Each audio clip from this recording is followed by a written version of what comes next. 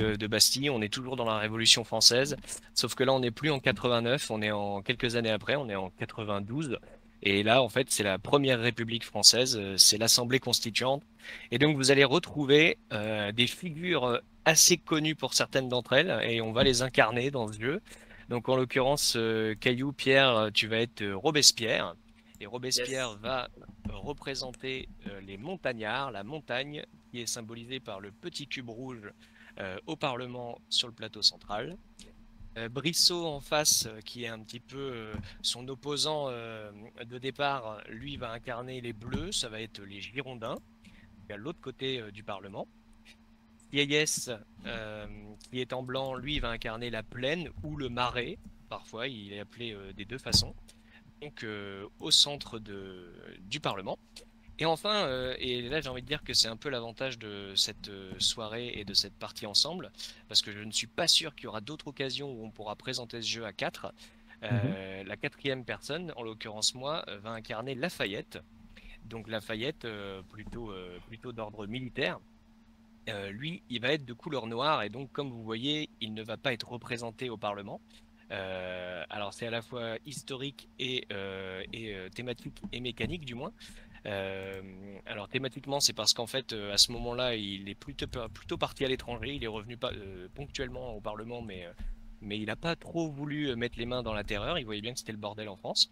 Mais pour le jeu, on a trouvé une petite subtilité, c'est que lui, il va l'emporter s'il y a une égalité gagnante. Donc typiquement, là, je donne un exemple. Si le blanc et le rouge sont à égalité à la fin d'une manche, c'est Lafayette qui va l'emporter. Voilà. Très bien.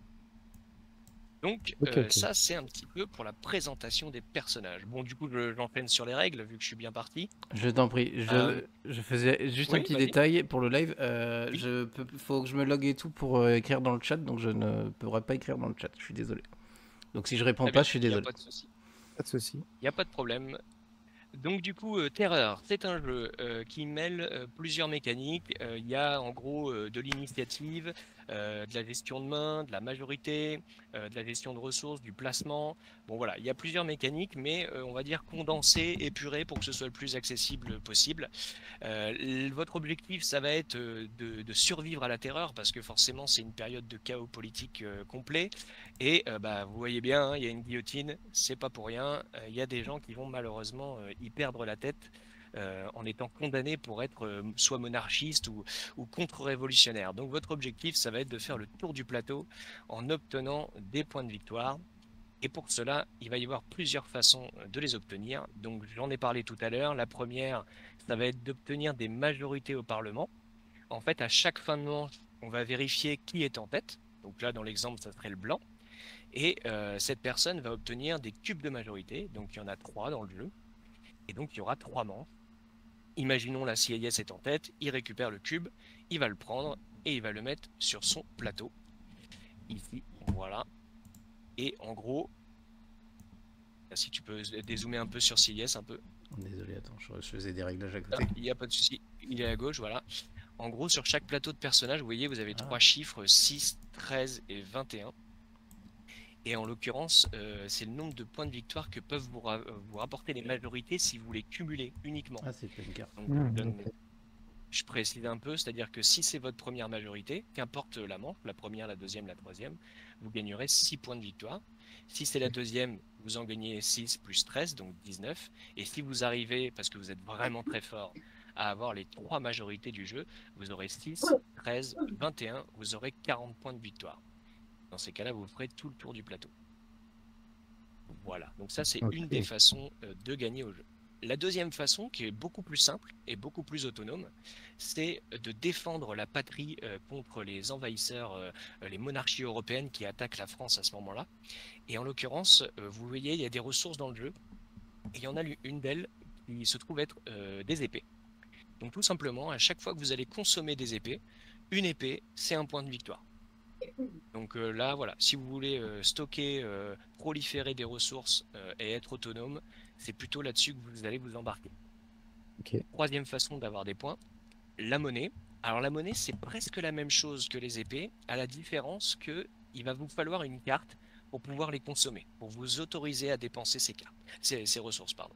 Et en l'occurrence, ces cartes, alors elles sont dans le jeu, on les verra tout à l'heure, mais elles ont le même symbole que les cartes de comité de salut public qui sont présentées là, voilà, c'est exactement ça.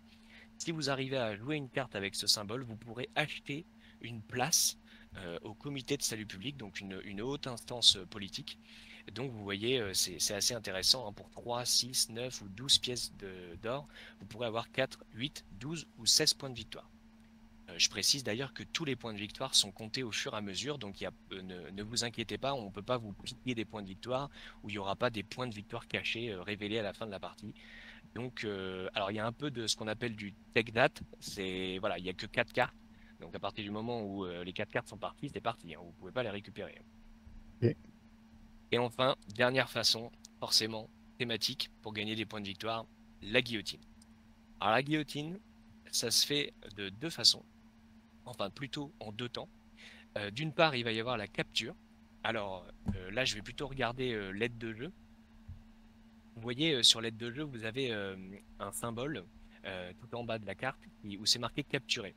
Si vous jouez une carte avec ce symbole, vous aurez le droit d'aller récupérer une carte. C'est chez l'un de vos adversaires ou chez vous, si vous êtes suicidaire, vous avez le droit de présenter vos propres cartes au tribunal. Et dans ces cas-là, si vous le faites, vous gagnez aussitôt 2 points de victoire. Et dans un second temps, si vous jouez une carte avec le symbole guillotiné, la carte va être voilà, jugée et aller à l'échafaud. Et dans ces cas-là, vous obtiendrez 5 points de victoire. Donc au total, vous pouvez en obtenir 7. Mais comme vous avez pu le remarquer, ça se fait en deux temps. Ce qui signifie que la personne qui va capturer ne va peut-être pas être la personne qui va juger. C'est pour représenter en fait le comité de sûreté générale qui existait à l'époque et le tribunal révolutionnaire qui étaient vraiment deux instances à part à cette époque.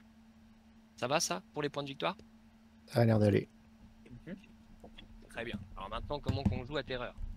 Alors dans Terreur, on va avoir une main de 4 cartes au démarrage et on va démarrer par un draft pour constituer notre main. Jusque là, ça va. Une fois qu'on va avoir nos cartes, on va dire, voilà, tout le monde est prêt, hop hop hop, et on va choisir la carte que l'on souhaite jouer. Je vais donner un exemple, hop, alors je vais plutôt me mettre du côté de CIS pour être dans le bon sens de la caméra. Voilà.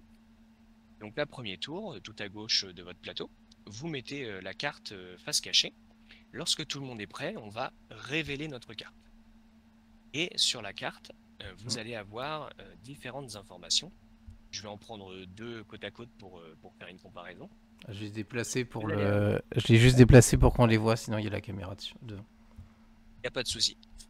Donc vous voyez sur les cartes, oui, tu peux rester sur Buzo, ça va être un bon exemple. Vous avez 3 éléments. Alors il faut savoir que les cartes, tous les effets sont obligatoires. Donc il faut vraiment bien gérer sa main. Parce que de temps à autre, bah, soit vous allez réussir à optimiser votre carte, soit des fois vous allez devoir faire des concessions. En l'occurrence, vous allez incarner majoritairement des parlementaires de l'époque qui appartiennent justement aux factions, aux mouvements politiques, donc les Girondins, la montagne et la plaine. Donc lui, par exemple, Buzo, il appartient aux Girondins. Vous voyez, il a une flèche qui fait monter les bleus. Donc dans ces cas-là, vous n'avez pas le choix. Vous montez le cube des bleus. Ensuite, vous avez en dessous un transfert de ressources. Donc là, voilà, pour une monnaie, vous obtenez 3 d'influence.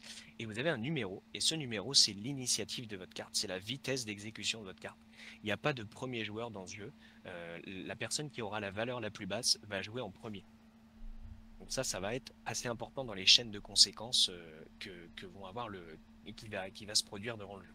Une fois qu'on a résolu la carte, on va avoir une phase de placement de pions, d'ouvriers comme on dit.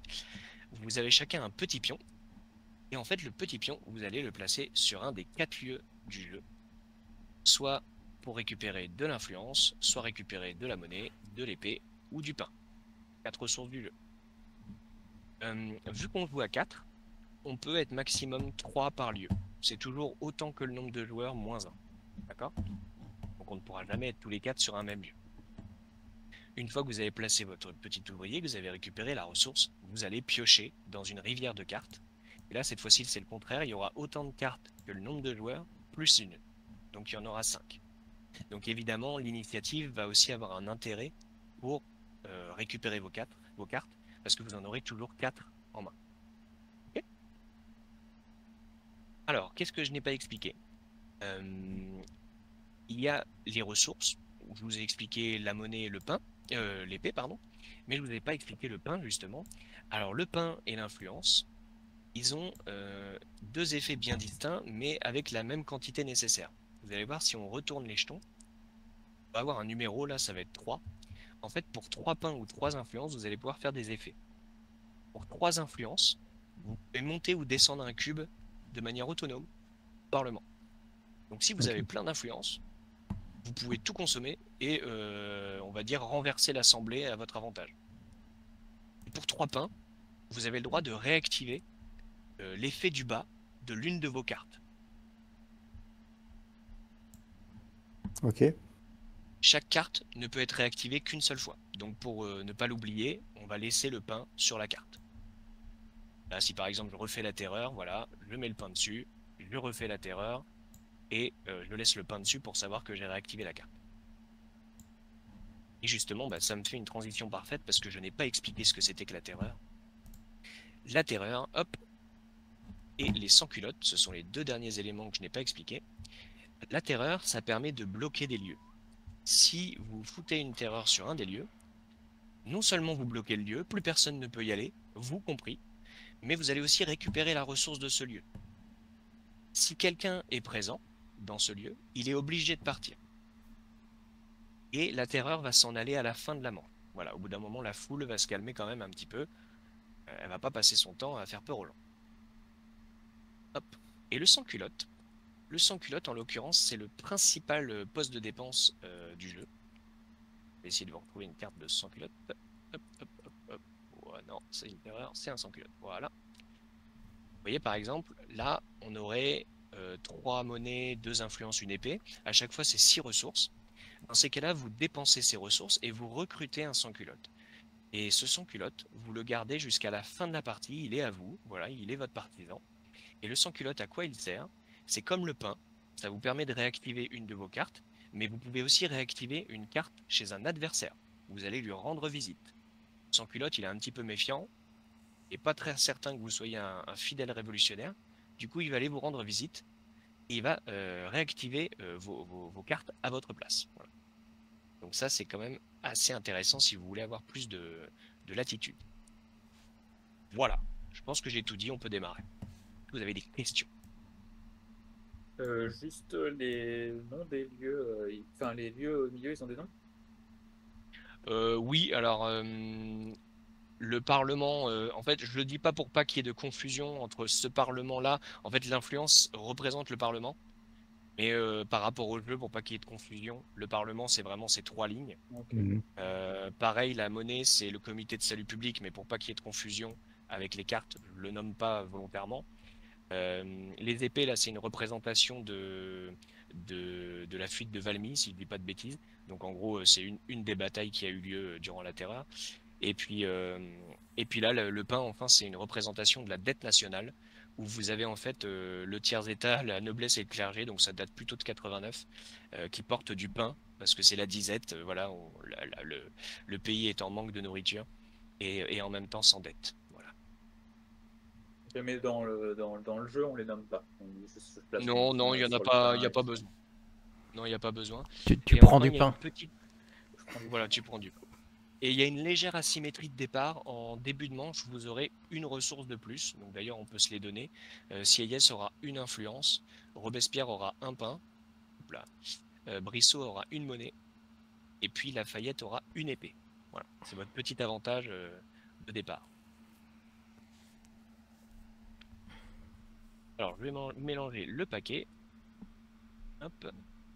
Le dernier symbole que j'ai pas expliqué, c'est l'échange de ressources. C'est assez simple, c'est un échange de ressources sans limitation de quantité, mais c'est un type de ressource pour un type de ressource. Il n'y a pas de panachage. Ok.